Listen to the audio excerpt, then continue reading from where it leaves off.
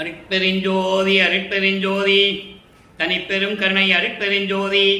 எல்லா உயிர்களும் இன்புற்று வாழ்க, வள்ளல் மலரடி வாழ்க வாழ்க, கொல்லா விரதம் குவள எல்லாம் ஓங்குக, நல்லோர் நினைத்த நலம் பெறுக, நன்றி நினைத்த எல்லோரும் வாழ்க இசைந்து.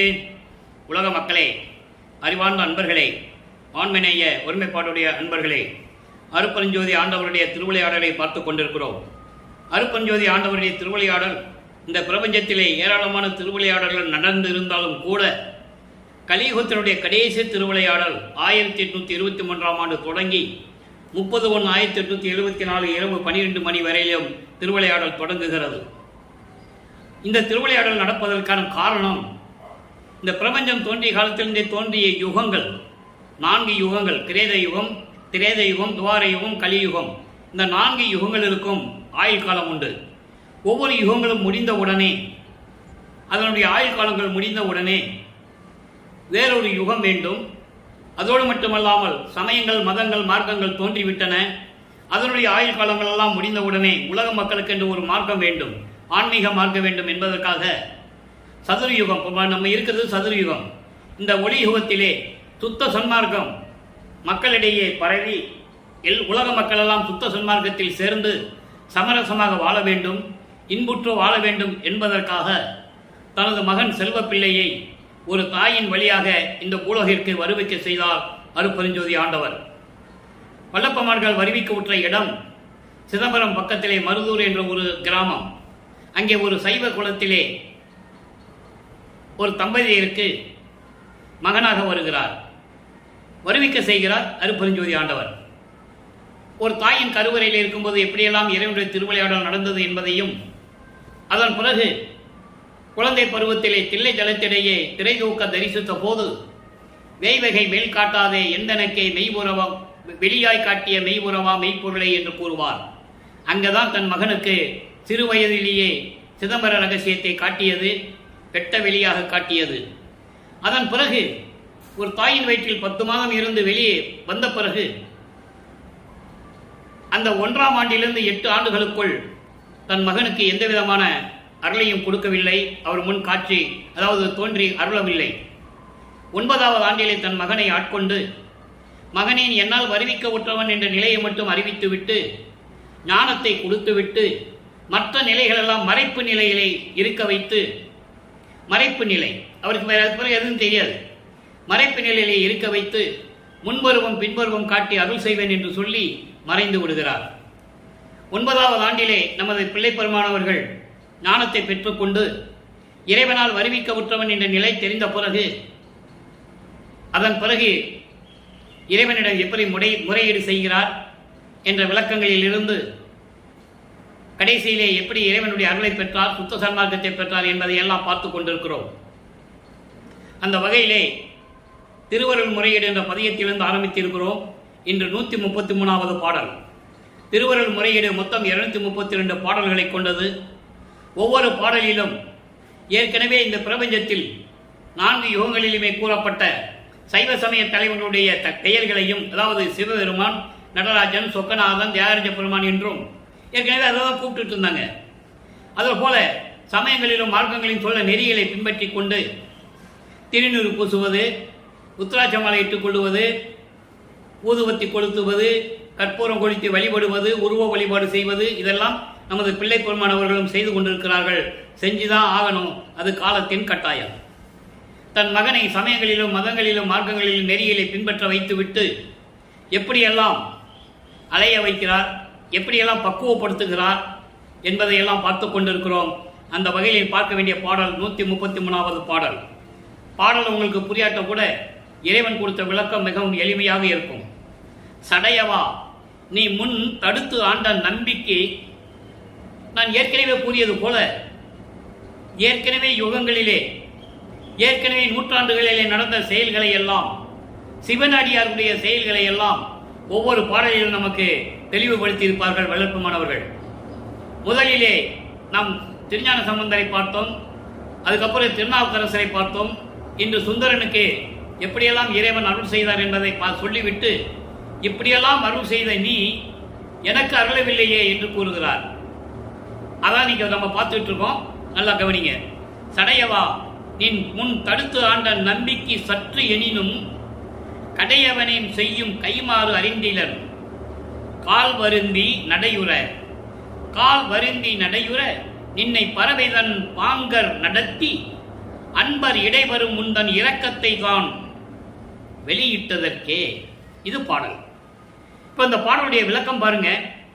ஏற்கனவே நம்பி என்பது சுந்தரன் சக மார்க்கத்தில் இருந்தாலும் இறைவனை தோழனாக அவன் நினைத்து அந்த மார்க்கத்தில் இருந்து கொண்டு இறைவனை எப்படியெல்லாம் முறையிட்டு வழியிட்டு வணங்கி அருளை பெற்றுக் கொண்டார் என்பதை தான் நாம் பார்த்து கொண்டிருக்கிறோம்.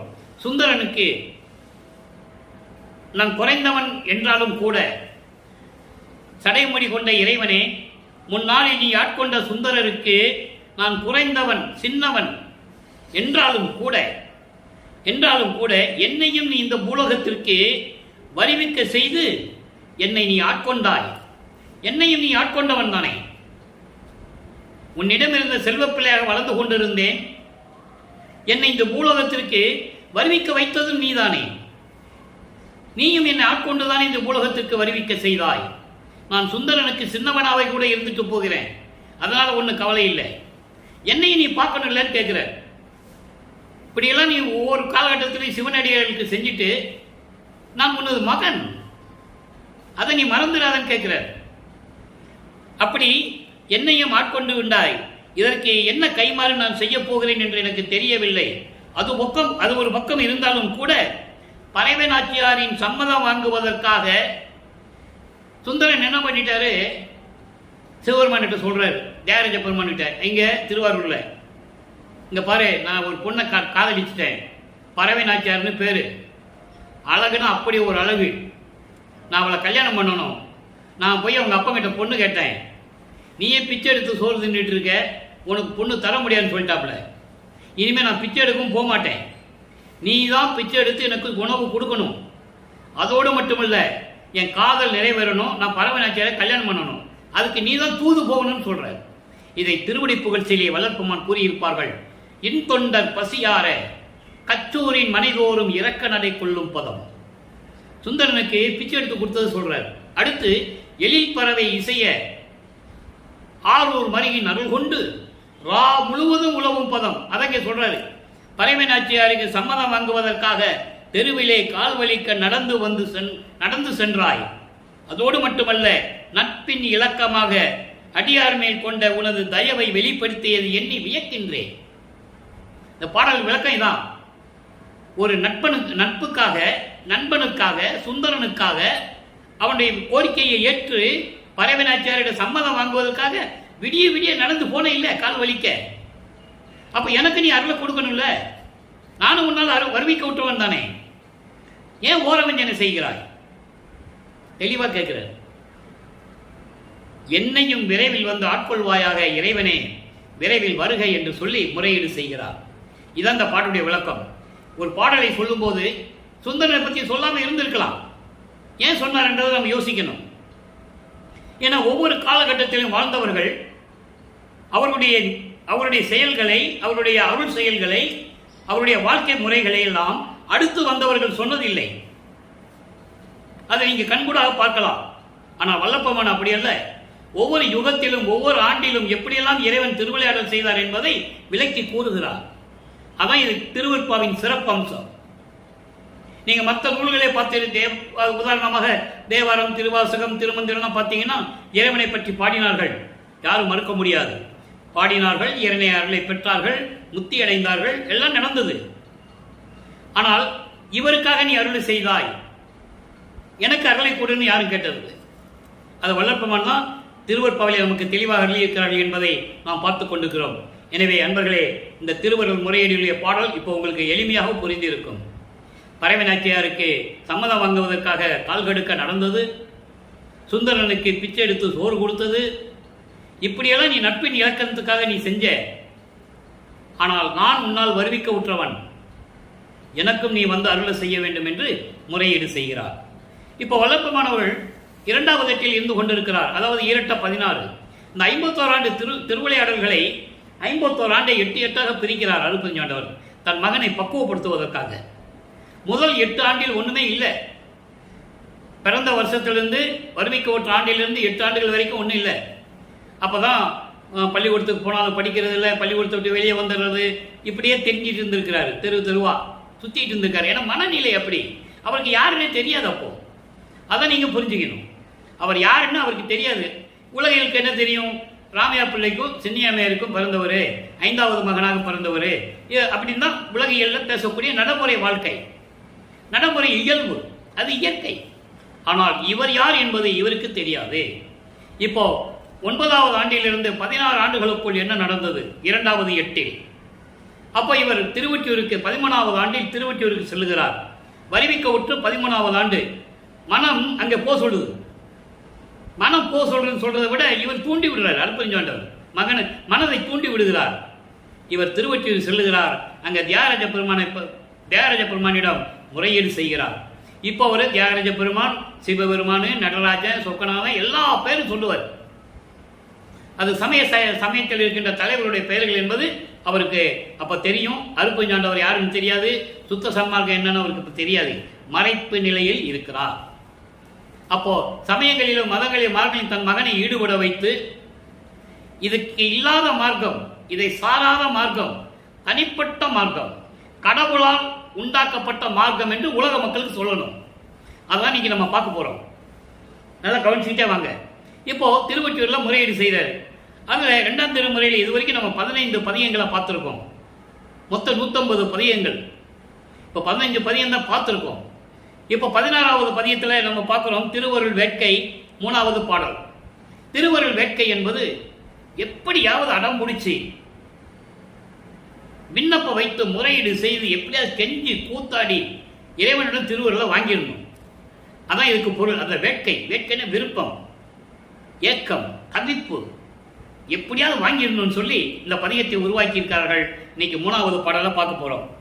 நல்லா கவனிங்க. காதார் கடுவிலியார் காம வலைக்கு உள்ளாகி. நான் ஏற்கனவே இந்த காமம் என்பதற்கு நிறைய விளக்கம் கொடுத்திருக்கேன். வள்ளல் பெருமானை பொறுத்தளவில் காமம் என்பது அந்த காமத்தை நீக்க வேண்டும். இவரை அறியாமலே அது நீங்கி போகணும். காமம், குரோதம், லோபம், மோகம், மதம், ஆச்சரியம் 6 பிண்ட துரிசுகளை இவருக்கு கடக்கணும். அப்பதான் அடுத்த நிலைக்கு போக முடியும்.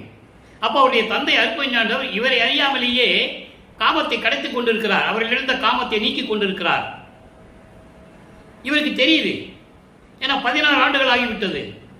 இயற்கையாகவே ஒரு ஆண் 16 ஆண்டுகளில் தான் அவனுக்கு காம உணர்ச்சியே வரும். அது இயற்கை. அந்த நிலையில் இருந்து கொண்டு இந்த பாடலை நமக்கு அருளி இருக்கிறார்கள். ஏன்னா அவர் ஒரு மானிட பிறவி என்று நினைத்துக் கொண்டிருக்கிறார். இறைவனால் வருவிக்க உற்றவன், வேற எதுவுமே அவருக்கு தெரியாது. அவர் தேகம் எப்படிப்பட்ட தேகன் அப்பா அவருக்கு தெரியாது. அந்த நிலையில் இருக்கும்போது இந்த பாடலை அருளி இருக்கிறார்கள். காதர் கடுவெளியார் காம வலைக்கு உள்ளாகி ஆதாரமின்றி அலை தந்தேன், ஆயினும் போதார் எனது கழல் பொன்னடியே போற்றுகின்றேன், நீதி ஆவோ. நீதிவோன்னு அந்த பாடல் அந்த வரி இருக்கும், பிரித்து சொல்லணும். நீதி ஆவோ, நீதி ஆவோ, உன்னுடைய நெஞ்சம் இறங்காதோ. இது பாடல். இப்ப இந்த பாடலில் விளக்கம் பாருங்க. அதாவது துன்பம் தரக்கூடிய காம கண்களை உடைய பெண்களின் காம வலைக்கு உள்ளாகி. ஏன்னா வயது அந்த மாதிரி அவருக்கு அந்த பருவத்தில் இருந்து கொண்டிருக்கிறார். இயற்கை தானே. காம வலைக்கு துன்பத்தை தரக்கூடிய காம வலை வீசக்கூடிய பெண்களின் அந்த மோக வலையில் நான் சிக்கி உள்ளாகி யாரும் துணை இல்லாமல், ஆதாரமின்றி சொல்றாரு, எந்த வித துணையும் இல்லாமல், வேறு வழி இல்லாமல் தெரிந்து கொண்டு அலைவாய்ந்து கொண்டிருக்கிறேன். மனம் அலைவாய்ந்து கொண்டிருக்கிறது. இருந்தாலும் ஆயினும் இருந்தாலும் உனது பொன்னான திருவடிகளை எப்பொழுதும் நினைத்து கொண்டு இருப்பதினால் தப்பித்தேன். சொல்ற, உன்னையே பத்தி நினைச்சிட்டு இருக்கேன். உன்னை பொன்னான திருவடிகளை போற்றி வணங்கிக் கொண்டிருந்ததனால் அந்த காம வலையிலிருந்து சிக்காமல், காம வலையில் உள்ள விழாம சிக்காம நான் தப்பித்தேன். உன்னுடைய நெஞ்சம் இறங்காதோ? இன்னும் என் மேல உனக்கு இறக்கம் வரலையே. இத்தனை ஆண்டுகளாகியும் 16 ஆண்டுகள் முடிந்து விட்டது, வருவிக்க உற்று, இதுவரையிலும் உனது மனம் இறங்கவில்லையே, இது நியாயமா இறைவா, விரைவில் வந்து எனக்கு அருள் தருவாயாக என்று சொல்லி இந்த பாடலை நமக்கு அருளியிருக்கிறார்கள். ஆக காம வலையிலிருந்து வெளியேறுகிறார். நல்லா புரிஞ்சுக்கணும் நீங்க. இப்போ 16 ஆண்டுகள் வரைக்கும் வல்லப்பெருமானுக்கு எந்த விதமான அருள் கிடைக்கவில்லை இறைவனிடமிருந்து. அப்போ அவருடைய மனநிலை எப்படி இருந்திருக்கும் என்பதை நீங்க புரிஞ்சுக்கணும். இப்போ 3ஆம் எட்டுக்குள் நுழைகிறார். அதாவது வருவிக்க விட்டு 24 ஆண்டுகளுக்குள் என்ன நடந்தது? 16 ஆண்டுகள் வரைக்கும் ஒன்றும் இல்லை. இப்போ 17வது ஆண்டிலிருந்து 24 ஆண்டுகளுக்குள் என்ன நடந்தது என்பதை பாடலின் மூலமாக நமக்கு அருளி இருக்கிறார்கள் 3ஆம் திருமுறையிலே. இதுவரை 3ஆம் திருமுறையிலே 11 பதிகங்களை பார்த்திருக்கிறோம். அங்கே போறது, தேகத்தை பெருமானி வீதி உலா வருவார், நாங்கள் போய் நிற்கிறது, ஒரு பிரயோஜனம் இல்லை. அதுக்கப்புறம் 2வது பதிகத்தில் நாரையும் கிளியையும் தூது அனுப்புகிறாரு, தன்னுடைய காதலை சொல்லி. அற்புதமாக இருக்கும் அந்த பதிகங்களை, ஏற்கனவே நம்ம விளக்கம் கொடுத்துருக்கோம். ஒரு பிரயோஜனம் இல்லை. அதுக்கப்புறம் குறியாராய்ச்சி, குறைச்சி பெண்ணோடு போய் போன நாள் வரைக்கும் நம்ம அதை சொல்லியிருக்கோம். குறியாராய்ச்சியை பார்த்தோம், ஒரு குறைச்சி பண்ணிட்டு போய் எப்படியெல்லாம் குறி கேட்கிறாருன்னு பார்த்தோம். அதுலேயும் ஒன்றும் ஆகலை. இப்போ காட்சி அற்புதம் என்ற பதிகத்திலிருந்து என்ன நடந்தது என்பதை பார்க்க போகிறோம். காட்சி அற்புதம் 12வது பதிகம், பாடல் நம்பர் 1. இந்த காட்சி அற்புதம் என்பது இப்போ காட்சி எப்படி கொடுக்குறாரு, மறைஞ்சிடுறாரு, அதை மட்டும் சொல்றாரு. இது வரைக்கும் ஒன்றும் நடக்கலை.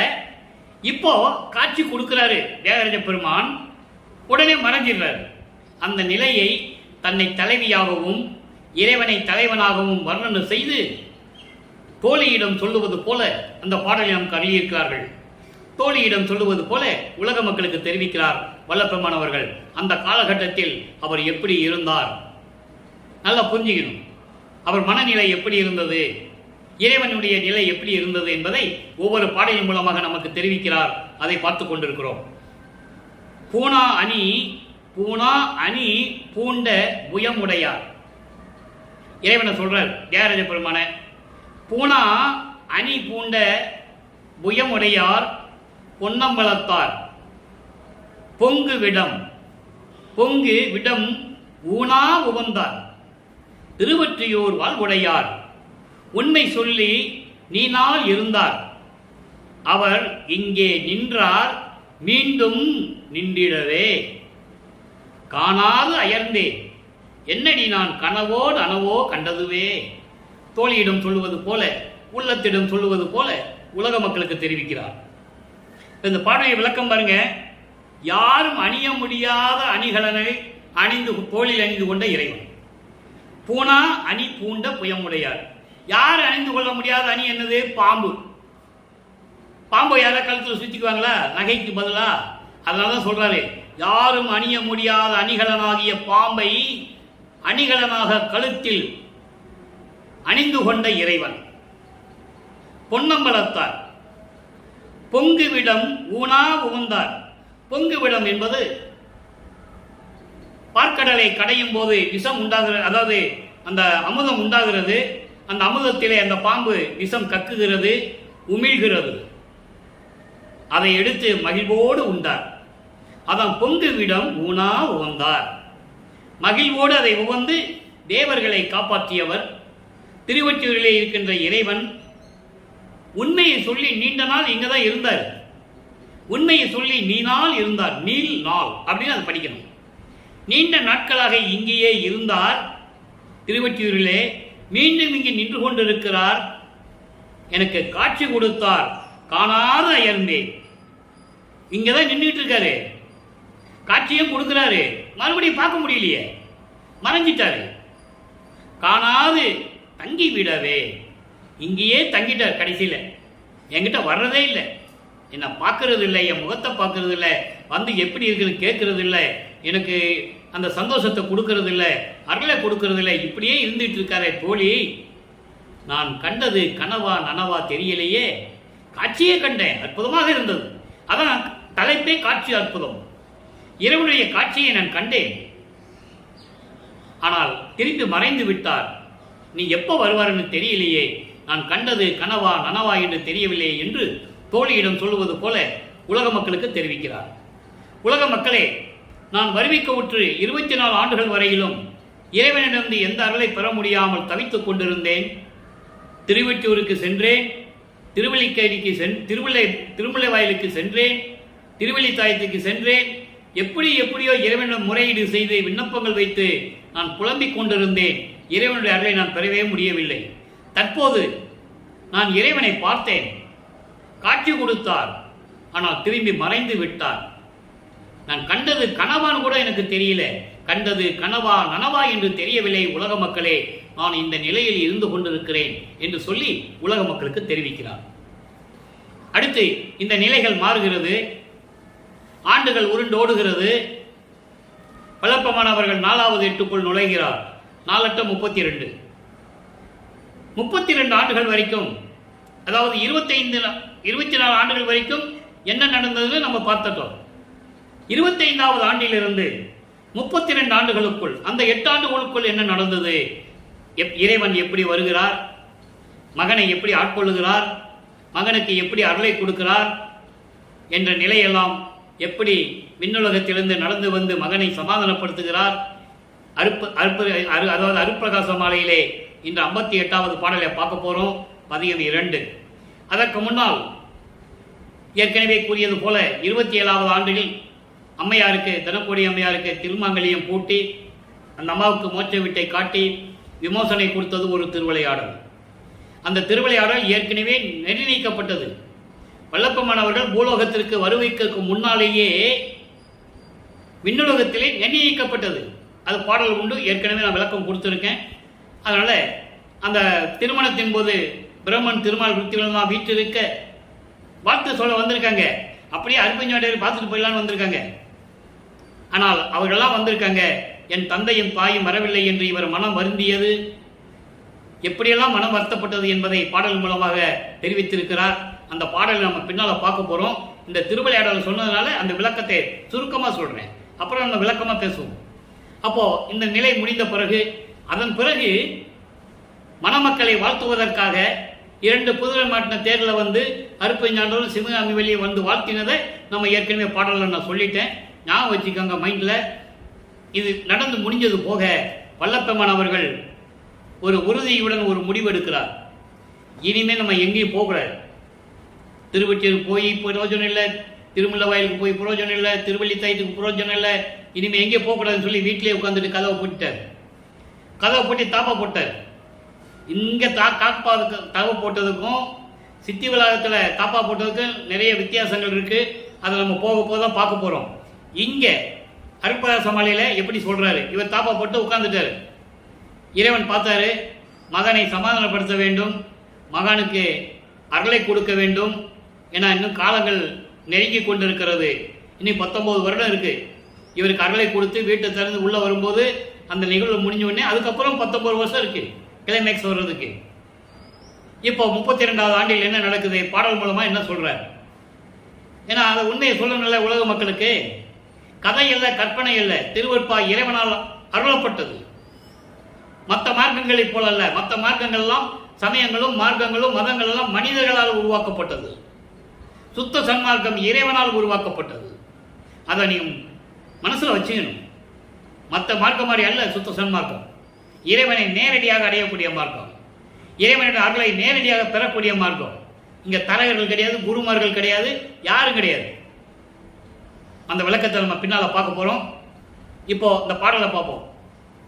என் அறிவை உண்டு அருளி, என் அறிவை உண்டு அருளி, என்னுடனே கூடி என் இன்பம் என கருளி, என்னையும் தானாக்கி தன்னறிவாய் விளங்குகின்ற பொன்னடிகள் வருந்த.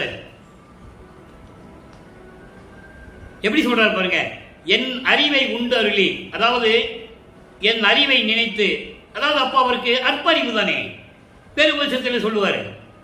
நான் ஏன் சமயங்களிலும் மதங்களிலும் மார்க்கங்களில் இருந்தேன் அப்படின்னா, அப்போ எனக்கு தெரியாது, எனக்கு அற்ப அறிவா இருந்ததுன்னு சொல்லுவார். அதை தான் இங்க சொல்றார். என் அறிவை உண்டு அருளி, என் அறிவை நினைத்து, என்னுடைய நிலையை நினைத்து, என்னுடனே கூடி என் இன்பம் என கருளி, என்னையும் தானாக்கி தன் அறிவாய் விளங்குகின்ற பொன்னடிகள், அப்படிப்பட்ட திருவடிகள் வருந்த. இப்ப நல்லா கவனிச்சுக்கங்க. இப்ப இந்த இடத்துல சிவபெருமான் வராது, மற்ற அந்த சமயங்கள் மார்க்கங்களை சார்ந்த அந்த நிலைகள்லாம் வராது. இப்போ வல்லப்பெருமானுக்கு சுத்த சன்மார்க்கம் இருக்கிறது தெரியும், அருட்பெருஞ்சோதி ஆண்டவர் தான் இறைவன் தெரியும். அந்த நிலை இன்னும் நேரடியாக சொல்ல மாட்டாரு. அதாவது அருட்பக மாலையில அது முடிந்தவுடனே 32 ஆண்டுகள் முடிந்தவுடனே 33வது ஆண்டு தொடக்கத்தில் சுத்த சன்மார்க்கத்தை வாங்கிய பிறகுதான் நேரடியாக சொல்லுவார். அதை தான் இன்னைக்கு நம்ம பார்க்க போறோம். அப்படிப்பட்ட திருவடிகள் வருந்த அருளோடு தனியாக நடந்து வந்து என்னுடைய திருக்கதவம் தாழ் திறப்பித்துன்னு சொல்லுவார். நல்லா புரிஞ்சுக்கணும். இவர் பூட்டிட்டார்ல, அப்ப யார் வந்து திறக்கிறது? இவர் திறக்க முடியாது, சொல்லிட்டாரு. நான் திறக்க மாட்டேன்னு சொல்லிட்டாரு. இறைவனுக்கு தெரியும், நம்ம போய் கதவை தட்டுனாலும் இவன் திறக்க மாட்டான், கடும் கோபத்தில் இருக்கிறான் நம்ம மேல. அதனால தெருவில் நடந்து போற மாதிரி நடந்து போய் அவனை சாந்தப்படுத்த வேண்டும், அவன் மனதை குளிர வைக்க வேண்டும் என்று திட்டமிட்டு நடந்து வருவது போல தெருவிலே நடந்து வருகிறார். அப்படி நடந்து வருவதைத்தான் வல்லப்பெருமானவர் பாடலிலே அருளி இருக்கிறார்கள். நடந்து வந்து தாழ்பாலை திறப்பித்து தன்னுடைய அருளால் கையை கட்ட தாப்பா திறக்க போகுது. விட்லாச்சாரிய படம் மாதிரி இல்லையா? அருளி முன்னறிவில் என்னை அழைத்து முன்னறிவில் என்னை அழைத்து என் கையில் ஒன்று கொடுத்து. அதாவது முன் அறிவு என்பது என்ன? அருள் ததும்புகின்ற மெஞ்ஞான அறிவு. அதான் முதல் அறிவு இறைவனுக்கு. அந்த அறிவில் என்னை அழைத்து, மெஞ்ஞான நிலையோடு என்னை அழைத்து என் கையில் ஒன்று கொடுத்த முன்னவா. இங்க சொல்ற பாருங்க, முன்னவா நான் முதல் கடவுள். அததான் சுத்த சன்மார்க்கத்தை வாங்கின பிறகு சொல்லுவாரு, ஆதியும் அந்தமும் இல்லா அருட்பெருஞ்சோதி. தெளிவா சொல்லுவார். ஆதியும் அந்தம் இல்லா அருட்பெருஞ்சோதியே இங்க முன்னவன் சொல்றாரு. முதல்வனே, நின் இன்னருளை நான் என்னவென்று யான் சொல்லுவேன், மொழிவேன். நான் என்னன்னு சொல்லுவேன்? வந்தாரு, கதவு பூட்டிருக்கு தெரியும், கதவை தட்டா மகன் திறக்க மாட்டாருன்னு தெரியும். இவரே தாழ்பாலை திறந்து உள்ள வந்து மெஞ்ஞான அறிவில் நின்று கொண்டு மகனை வா என்று அழைத்து ஒரு அருள்கொடையை கொடுக்கிறார். என்ன அருள்கொடை? அது நம்ம பின்னால் பார்ப்போம். அருள்கொடை ஒன்று கொடுத்தேன்னு சொல்லுவார். இப்போ ஒன்று கொடுத்துட்டாரு, இவர் வாங்கிக்கிட்டாரு. இப்படிப்பட்ட இறைவனை முதல் இறைவனின் சொல்றாரு, மண் அறிவுக்கு அறிவாம் பொன்னம்பலத்தே இன்ப வடிவாகி நடக்கின்ற மா கருணை மலையே. அதாவது மண் அறிவுக்கு அறிவா என்பது மெஞ்ஞான நிலையில், சுத்த சிவஞான வெளியில், மெஞ்ஞான நிலையில். அதான் பொன்னம்பலன் சொல்றார். பொற்சபை பேரின்பமாக திருவிளையாடல் செய்து கொண்டு அருள் நடனம் செய்து கொண்டு உயிர்களை காப்பாற்றிக் கொண்டிருக்கின்ற இறைவனே கருணை மாமலையே என்று சொல்லுகிறார். ஆக 32, அதாவது 25வது ஆண்டுக்கு பிறகு 32 ஆண்டுகளுக்குள், அந்த 8 ஆண்டுகளுக்குள் என்னென்ன திருவிளையாடலும் நடந்தது. தனப்பொடி அம்மையாருக்கு தாலி கட்டினது ஒரு திருவிளையாடல். அதன் பிறகு பற்றுகளையும் பாசங்களையும் நீக்கியது, சமயங்களையும் மதங்களையும் மார்க்கங்களையும் நீக்கியது. இறைவன் அவர் முன்னால் தோன்றி அருளை கொடுத்து சென்றது. இப்ப சுத்த சன்மார்க்கத்தை வாங்க போகணும். அப்ப தத்துவங்களை கடந்து போகணும், அந்தங்களை கடந்து போகணும், சரியை கிரியை என்ற 14 நிலைகளையும் கடந்து ஞான சரியை முதல் அங்கே சுத்த சன்மார்க்க வாங்க போகணும். ஏற்கனவே இவர் போயிட்டு இருக்கிறாரு. அந்த விளக்கத்தை நம்ம பார்த்துட்டோம். சுருக்கமாக சொல்றேன். தத்துவங்களை கடந்து போகும்போது ஒரு காலகட்டத்தில் வழி தெரியாமல் நின்று கொண்டிருக்கும் போது அங்கே அருள் சக்தியை ஒரு கை விட்டு தூக்கி பிடித்தது. அதன் பிறகு அருட்பெருஞ்சாண்டவர் வந்து தன் மகனை எதிர்கொண்டு வரவேற்று அழைத்து சென்றது. அங்கே ஒரு சத்தியஞான சபை இருக்கிறது, பொற்சபை சிற்சபையோட. அதுக்கப்புறம் தான் இங்க கட்டினதை.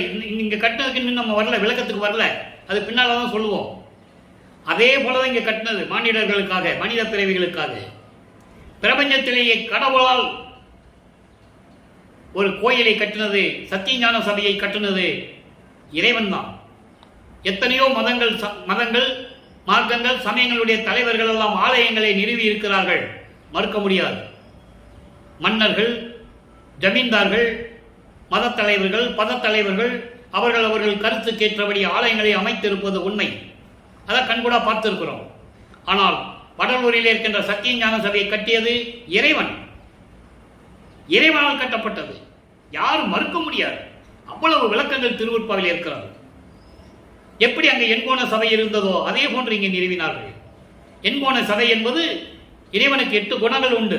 தன்மையத்தனாதல், தூய உடம்பினாதல், இயற்கை உணர்வினாதல், முற்றிலும் உணருதல், இயற்கையாகவே பாசங்களை நீக்குதல், பேரறிவில் இன்ப உடைமை, வரம்பில் இன்ப உடைமை, முடிவில் ஆற்றல் உடைமை. இப்படி 8 குணங்கள் உண்டு. அதான் எண்கோண வடிவிலே இறைவன் சத்திய ஞான சபையை அமைத்தது என்பதை நான் பதிவு செய்ய கடமைப்பட்டிருக்கிறேன். உலகியலிலே பல விளக்கங்கள் உண்டு. 8 திசைகள் என்று சொல்லுவார்கள், 8 காவலர்கள் என்று சொல்லுவார்கள். இப்படியெல்லாம் நிறைய விளக்கங்கள்லாம் இருக்கு. இருந்துட்டு போட்டோம், அதுக்குள்ள நம்ம போக வேண்டாம். இறைவன் கட்டுனது, இறைவனுக்கு 8 குணங்கள் உண்டு. ஒவ்வொரு குணத்துக்கு என்னென்ன விளைவுகள் இருக்குது, என்ன பலன்கள் இருக்குது என்பதை நாம் பின்னால் பார்க்க போறோம். இப்போ 8 குணங்களோட சத்தியஞான சபையை அங்கு அழைத்து செல்லுகிறார். அங்கே சிங்காசனம் அமைக்கப்பட்டிருக்கிறது. அதை மகனை அமர வைத்து முடிசூட்டி அங்கீகாரம் கொடுத்து, இந்த பிரபஞ்சத்தை என் மகன் தான் இயக்கப் போகிறான் என்று சொல்லி அங்கீகாரத்தை கொடுத்து முடிசூட்டி மறுபடியும் உலகத்துக்கு அனுப்பி விடுகிறார். காரணம், இன்னும் ஆண்டுகள் இருக்கிறது, இன்னும் 18 ஆண்டுகள் இருக்கிறது. ஏனென்றால் தர்மசாலையை நிறுவ வேண்டும். 1869 ஆண்டிலே நீதிமன்றத்திலிருந்து நீதி பெற்று வர வேண்டும். அதன் பிறகு சத்தியஞான சபையை நிறுவ வேண்டும். சித்தி வளாகத்திலே தன் மகனோடு 2.5 கலந்து கொள்ள வேண்டும். இப்படி நிகழ்வுகள் நிறைய இருக்கிறது. அதனால் மறுபடியும் பூலோகத்துக்கு வருகிறார். அப்போ அவர் வளர்ப்பமானவர்கள் கருங்குழியிலே இருந்து கொண்டிருக்கிறார். கருங்குழியில தான் 9 வருஷம் இருந்தது. தண்ணீரால் விளக்கரித்த இடம் என்ற ஒரு பெயர் நிலை பெற்றது. இருந்தாலும் கூட அங்கேதான் தந்தையும் மகனும் உரையாடி கொஞ்சி விளையாடிய இடம். அற்புதமான இடம் கருங்குழி. எல்லா திட்டங்களும் அங்கதான் உருவாச்சு.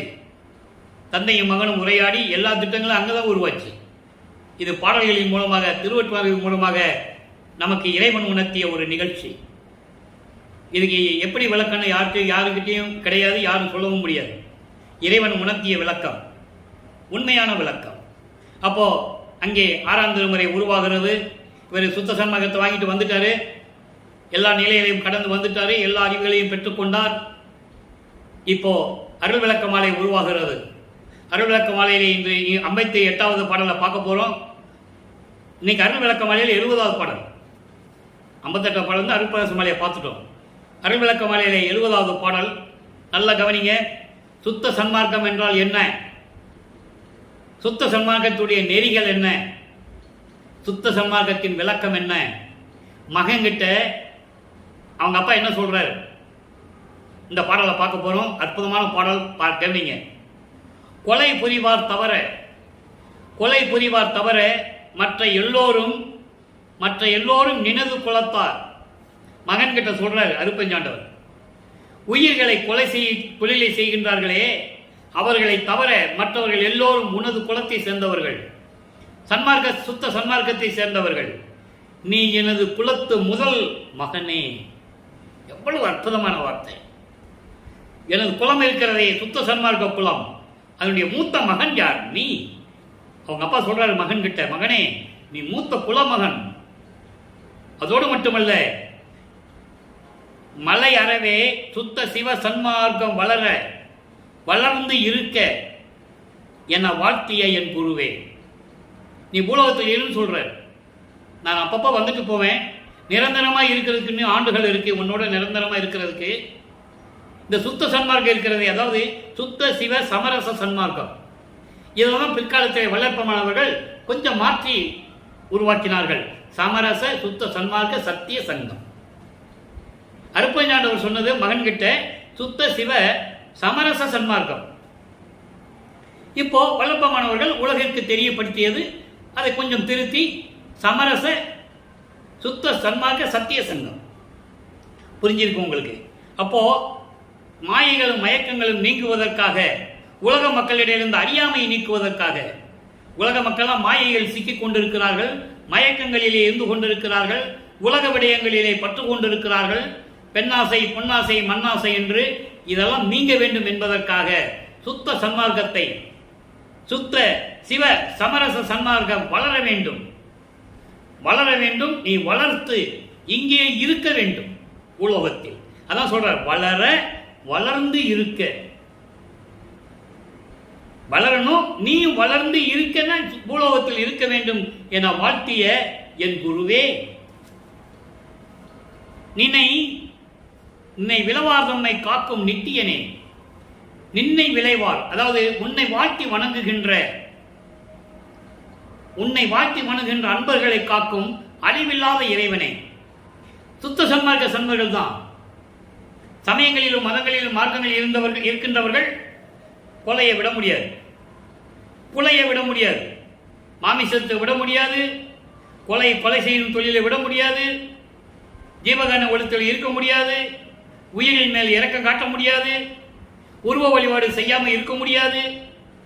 அப்போ உன்னை வணங்குகின்றவர்களை காக்கக்கூடிய இறைவனே, எல்லா நிலையும் விளங்குற அருளில் நிறுத்திய சிற்குணனே, எல்லா நிலைகளையும் எனக்கு விளங்கி நான் அருளோடு இருக்க வேண்டும் என்பதற்காக என்னை நிலையாக நிறுத்திய சிற்குணனே. சிற்குணனே என்பது ஆணவம் நீங்கிய இறைவன். ஆணவம் நீங்கிய இறைவன். ஆணவம் யாருக்கு நீங்கும்?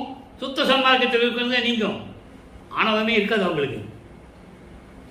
நீ யார் வேணா வைத்து சுத்த சன்மார்க்க சாதுக்கள் இருந்தாலும் சரி, யார் வேணாலும் நீங்க பேசி பாருங்க, அவனுக்கு ஆணவம் இருக்காது, அகங்காரம் இருக்காது, உயிர் இரக்கம் இருக்கும், ஜீவகானிய ஒழுக்கனுடைய நெறியை அவன் கண்டிப்பா பின்பற்றி கொண்டிருப்பான். இது சத்தியம். வேற யாருக்கு இருக்காது. மதங்களை சார்ந்தவர்கள் மார்க்கங்களை சார்ந்தவர்கள் இருக்கவே இருக்காது.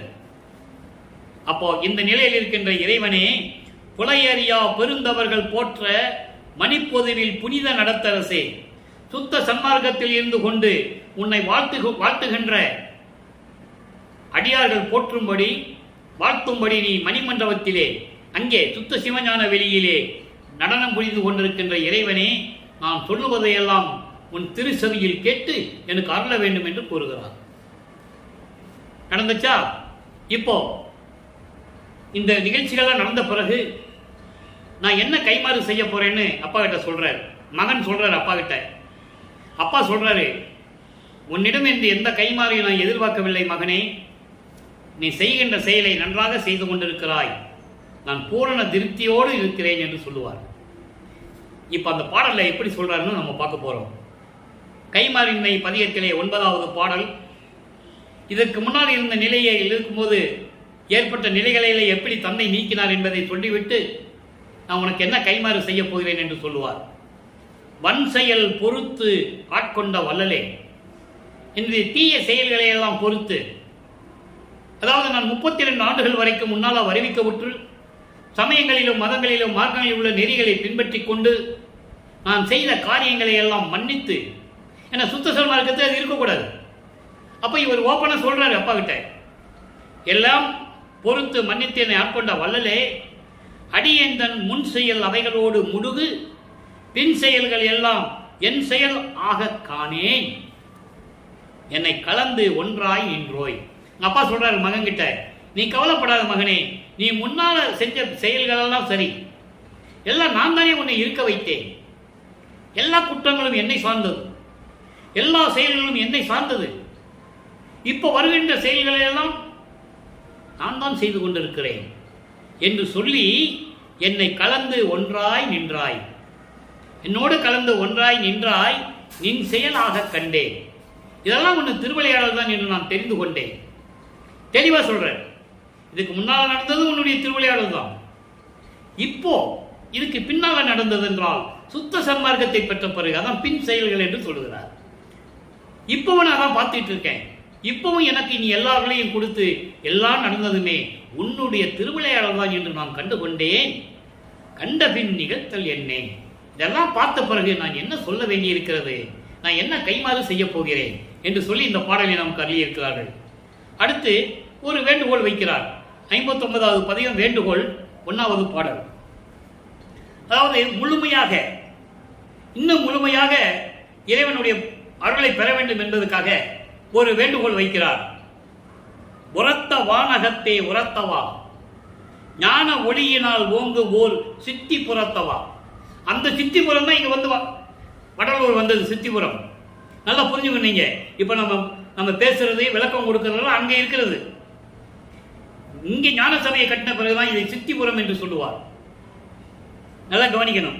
சித்தி புறத்தவா, பெரியோர் புறத்தவா, குற்றம் பொறுத்து அடியேன் தன கழித்த வரத்தவா, உண்மை வரத்தவா, ஆகமங்களும் மறைகளும் காணா தரத்தவா, அறிவா தரத்தவா, பொதுவில் தனித்தவா, இனித்த வாழ்வருளே.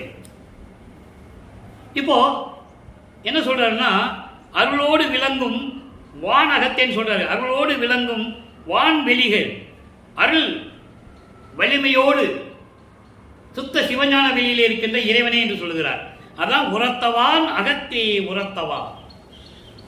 அருளோடு விளங்கும் வான்வெளிகளிலே அருள் வலிமை கொண்டு இருக்கின்ற இறைவனே, ஞான ஒளியினால் ஓங்கும் ஓர் சித்தி புறத்தவா. அந்த சித்திபுரம் தான் இங்கே பேர் வச்சது. அடிப்பெருஞ்சோதியினால் விளங்கிக் கொண்டிருக்கின்ற சுத்த சிவஞான வெளியின் தலைவா. அதான் ஞான ஒளியினால் என்று சொல்லுகிறார். ஞான ஒளி என்பது அருப்பெருஞ்சோதி. அப்படி இருக்கின்ற இறைவனே, பெரியோர்கள் எல்லாம் வணங்கக்கூடிய இறைவனே, பெரியோர்கள் புறத்தவா. புறத்தவா என்பது உன்னை வணங்கிக் கொண்டிருக்கிறார்கள், அப்படிப்பட்ட இறைவனே. பெரியோர்கள் என்பது தேவர்கள், பிரம்மன் முதல் எல்லாருமே உன்னை வணங்கிக் கொண்டிருக்கிறார்கள். பெரியோர்கள் புறத்தவா, அவர்களெல்லாம் வணங்கக்கூடிய இறைவனே, என் குற்றம் பொறித்து அடியேன் தனக்கு அளித்த வரத்தவா. நான் சமயங்களிலும் மதங்களிலும் மார்களில் ஈடுபட்டுக் கொண்டிருந்த போது எனது குற்றங்களை எல்லாம் மன்னித்து பொறுத்து என்னை ஆட்கொண்ட இறைவனே, உண்மை வரத்தவா. உண்மையான அருளை கொடுத்துக் கொண்டிருக்கின்ற இறைவனே, ஆகமங்களும் வேதங்களும் காணாத தரத்தவா. பார்க்கல, அதை ஏற்கனவே பல விளக்கங்கள் நான் கொடுத்திருக்கிறேன். ஆகமங்களும் மறைகளும் பார்க்கவே முடியல, இறைவனை தவித்துக் கொண்டிருக்கின்றன. மெஞ்ஞானம் கொண்ட அறிவனே, பொதுவில் தனித்தவா. தன்னகையில்லா தலைவனே, சுத்த சிவஞான வெளியிலே இருந்து கொண்டு, சுத்த சன்மார்க்க நிலையில் இருந்து கொண்டு இருக்கின்ற தலைவனே, எனக்கு இன்னும் இனித்த வாழ்வரிலே என்று வேண்டுகோள் வைக்கிறார். இப்போ வேண்டுகோள் வச்ச பிறகு இறைவன் வருகிறார், மகனுக்கு அருளை கொடுக்கிறார். அந்த பெற்ற இன்பம் எப்படிப்பட்டது? அதான் உழைப்பில் இன்பம். 60வது பதிகம் உழைப்பில் இன்பம். நீயே அதாவது தாயே என்று சொல்லுவார். முதல்ல தாயே, என்னை தந்த தயாநிதி தந்தையே, நீயே என் தந்தை அருளுடையாய், என்னை நேர்ந்து பெற்ற தாயே என்று சொல்லுவார். அதங்க சொல்றாரு, நீ தாய்க்கு தாயுமானவன், என்னை இந்த பூலோகத்திற்கு வருவிக்க செய்து இந்த உலகிற்கு தந்த தயாநிதிய தந்தையே, அருள் செல்வம் கொண்ட தந்தையே, இந்நாயன் பிழையாவையும் கொண்டனை, நான் செய்த பிழைகள் குற்றங்கள் அத்தனையும் ஏற்றுக்கொண்டாய், நன்மை என்றே, எல்லாம் நன்மை என்றே நீ ஏற்றுக்கொண்டாய். காயே கனியாக கருதும் கருத்துவனே, குற்றங்களை எல்லாம் குணமாக கொண்டவனே, அப்படிப்பட்ட இறைவனே, நின் சேயே என என் பெயர் எங்கும் சிறந்ததன்றே சொல்லிட்டாரா? நின் சேயே, நான் உனது மகன் என்று இந்த பிரபஞ்சம் முழுவதும் எல்லா உலகங்களிலும் என் பெயர் நிலைத்து நின்று விட்டது. என் பெயர் நிலைத்து நின்று விட்டது. அதாவது செல்வப்பிள்ளை என்று சொல்லுவார். இறைவன் தன் மகனுக்கிட்ட பெயர் செல்வப்பிள்ளை. அடுத்து அந்த பாடலை நம்ம பார்க்க போறோம். இப்ப நல்லா கவனிங்க. இப்போ செய்பணி வினவல சொல்றத இங்கே எப்பயுமே உன் பிள்ளை, அதாவது நான் தான் உடைய மகன் என்று எங்க நிலைத்து விட்டது. அதுக்கு அடுத்த பாடலில் சொல்லுவாரு. 61வது பதிகம் செய்பணி வினவல் 9வது பாடல். அங்க 9வது பாடல் என்ன சொன்னார் இங்க பதில் இருக்கும். அன்பர்களே, எப்பவுமே திருவற்பாவிலே ஒவ்வொரு பாடலுக்கும் ஒரு தொடர்பு உண்டு. கனெக்டிவிட்டின்னு சொல்லுவாங்க. அதை ஆங்கிலத்திலே கனெக்டிவிட்டின்னு சொல்லுவாங்க. 1ஆம் திருமுறையில முறையீடு செஞ்சாரு. எப்படி செஞ்சாரு? இங்கே வேண்டுகோள் எப்படி செய்யறாரு? ஒரு கனெக்டிவிட்டி இருக்கா? இன்னைக்கு திருவள்ளுவர் முறையில் இன்னைக்கு பார்த்தோம். சுந்தரனுக்கெல்லாம் வந்து அருள் செஞ்ச பரவனாச்சியாரு காதல் நிறைவேறணும்னு நீ போய் தெருவில் நடந்து போனேன், நானும் உன் மகன் தானே, ஏன் எனக்கு அருள் செய்யலன்னு கேட்பாரு. அதனுடைய கனெக்டிவிட்டி இங்க இன்னைக்கு பார்த்த வேண்டுகோள்ல இருக்கு. 59வது வரையும் வேண்டுகோள் 1வது பாடல அந்த கனெக்டிவிட்டியை பார்த்துட்டோம். அங்க சொன்ன முறையீடு வேறு. அது சமயங்களும் மதங்களும் மார்க்கங்களும் சூழ்ந்திருந்த காலகட்டம்.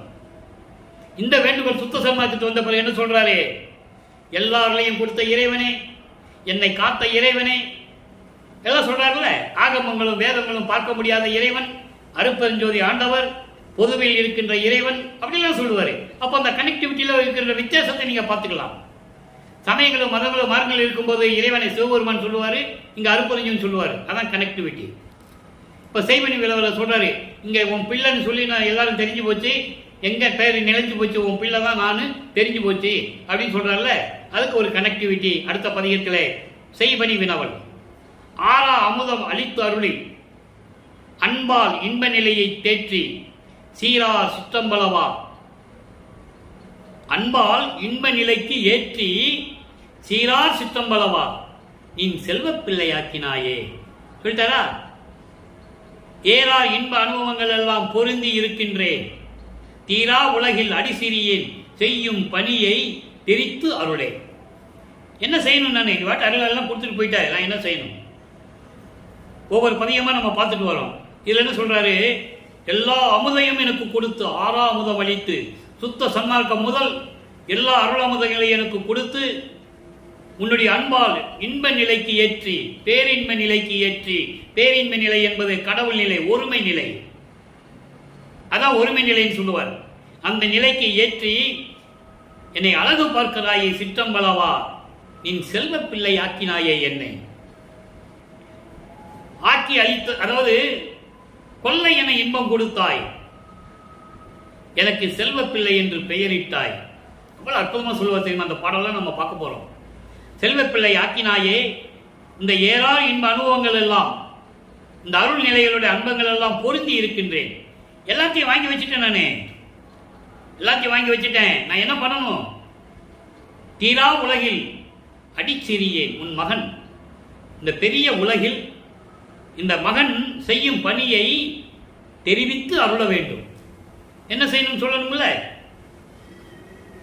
இந்த நிலையிலிருந்து வல்லபெருமான் இருந்து கொண்டு எப்படியெல்லாம் இறைவனை வேண்டினார் என்பதையும், எப்படி விண்ணப்பம் வைத்தார் என்பதையும், எப்படி இறைவன் வந்து அருளை கொடுத்தார் என்பதையும் எல்லாம் நம்ம பார்த்துட்டோம்.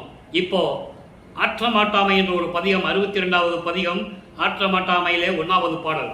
அதாவது எல்லாம் கொடுத்தும் பரவாயில்ல, இன்னும் பரிபூர்ணமாக நிறைவேறவில்லை, அதை என்னால் சகித்துக் கொள்ள முடியவில்லை. அதான் அதனுடைய விளக்கம், கான்செப்ட் அதான்.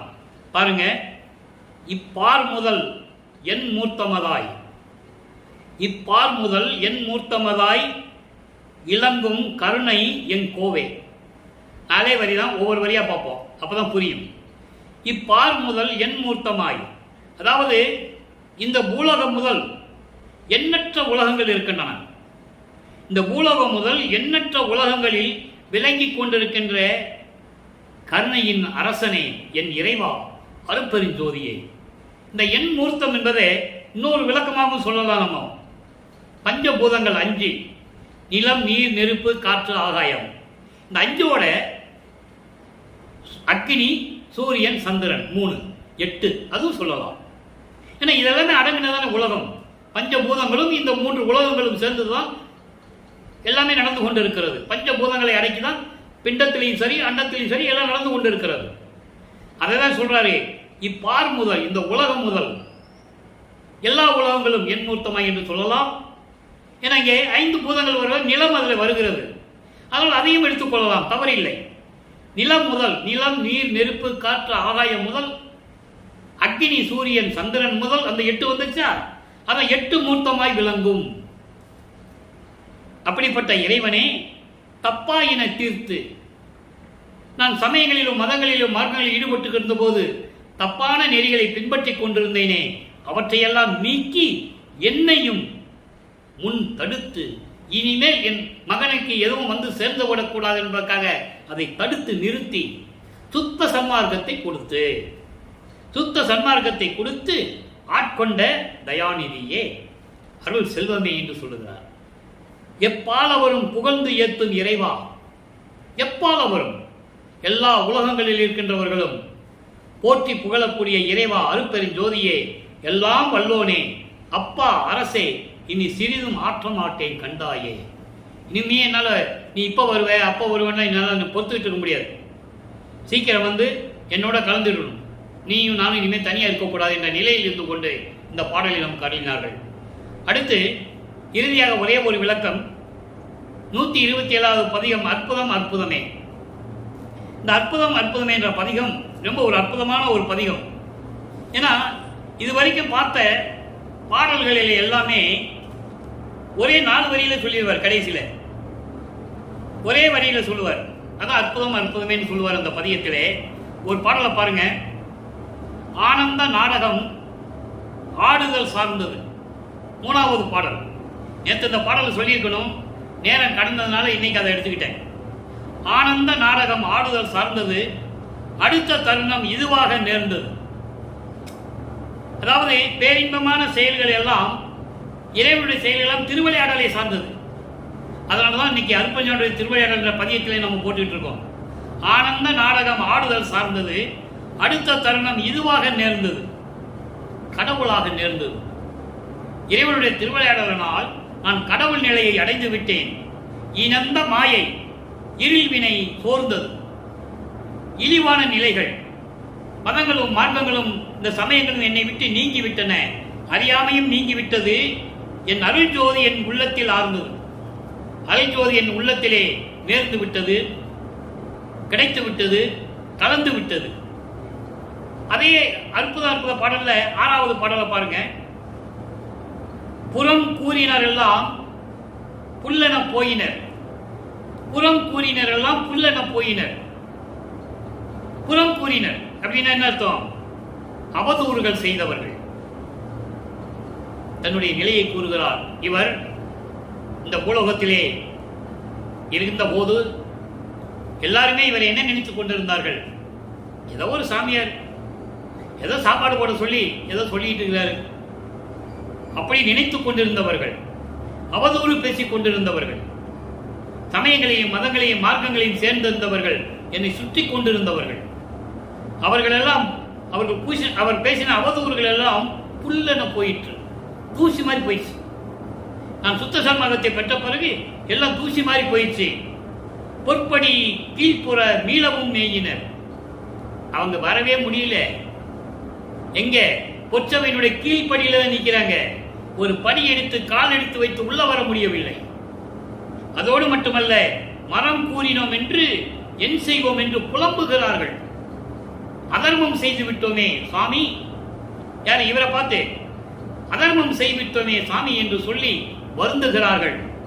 கூயினர், புலம்புகிறார்கள், கூச்சல் இடுகிறார்கள், தவறு செய்து விட்டோம் என்று. வாழிய என்ற சொல் வாயினர். நீங்கள் வாழ்க சுவாமி, நீங்கள் வாழ வேண்டும், வாழ்க வாழ்க என்று என்னை போற்றுகிறார்கள். ஆயினர், ஆயினர்னா சுத்த சன்மார்க்கத்தில் இணைந்து கொண்டிருக்கிறார்கள். உலக இயல்பை சொல்லிக் கொண்டிருக்கிறார். இப்படியெல்லாம் புறம் சொன்னவர்கள், அவதூறு பேசியவர்கள் இன்று சுத்த சன்மார்க்கத்தில் இணைந்து கொண்டிருக்கிறார்கள்.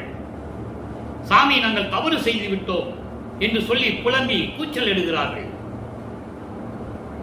என்று தன்னுடைய நிலையை, சுத்த சன்மார்க்கத்தின் நிலையை உலக மக்களுக்கு தெரியப்படுத்திக் கொண்டிருக்கிறார் நமது வல்லப்பெருமானவர்கள். எனவே அன்பர்களே, இன்றைய இறைவனுடைய திருவிளையாடலை பார்த்துவிட்டோம்.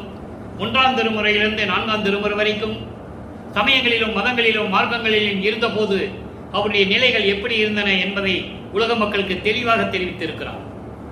வருவிக்கூற்று ஆண்டிலிருந்து ஒவ்வொரு 8 ஆண்டுகளிலும் எப்படியெல்லாம் அருளை பெற்றுக் கொண்டார் என்பதையும், அதன் பிறகு சுத்த சன்மார்க்கத்தை பெற்ற பிறகு எப்படியெல்லாம் இறைவன் வந்து அருள் செய்து அருளை பெற்றுக் கொண்டார் என்பதையும், உலக மக்களை எல்லாம் சுத்த சன்மார்க்கத்தில் இணைய வேண்டும் என்பதையும் தெளிவாக நாம் இன்று வல்லப்பெருமான் கூறியதை பார்த்துவிட்டோம். எனவே அன்பர்களே, நீங்களும் சுத்த சன்மார்க்கத்தில் இணைந்து கொலையும் புலையும் தவிர்த்து, உருவ வழிபாடுகளை எல்லாம் தவிர்த்து இறைவனுடைய அருளை பெற்றுக்கொண்டு நீங்கள் இந்த வையகத்திலே வாழ்வாங்கு வாழ வேண்டும் என்று வாழ்த்தி, இறைவனுடைய தயவாலையும் கருணையாலையும் வாழ்த்து விடைபெறுகிறேன். இந்த வள்ளலார் ஊழியன். மீண்டும் நாளை சந்திப்போம். நன்றி, வணக்கம். அருட்பெருஞ்சோதி அருட்பெருஞ்சோதி தனிப்பெரும் கருணை அருட்பெருஞ்சோதி. மீண்டும் நாளை அருட்பெருஞ்சோதி திருவிளையாடலில் தொடரும். மக்களை நீங்கள் தொடர்ந்து பார்த்து மகிழ்ந்து இறைவனுடைய அருளை பெற்றுக்கொள்ளும்படி தாழ்மையுடன் கேட்டுக்கொள்கிறேன். நன்றி, வணக்கம்.